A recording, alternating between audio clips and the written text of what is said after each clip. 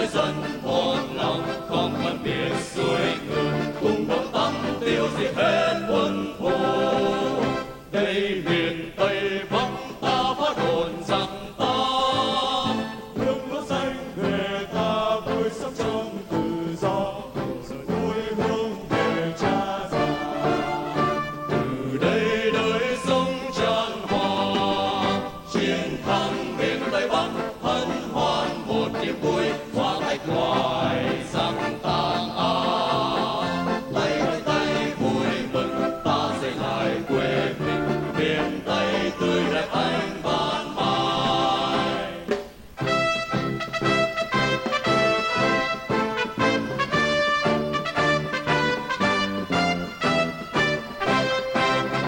Qua miền Tây Bắc núi ngút ngàn trùng xa, suối sâu đèo cao bao khó khăn vượt qua, bộ đội ta vẫn lên cha già.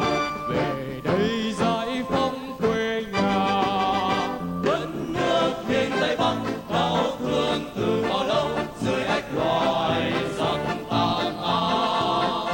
Quân người dân một lòng không phân biệt xuôi ngược, cùng đồng tâm tiêu diệt hết quân thù.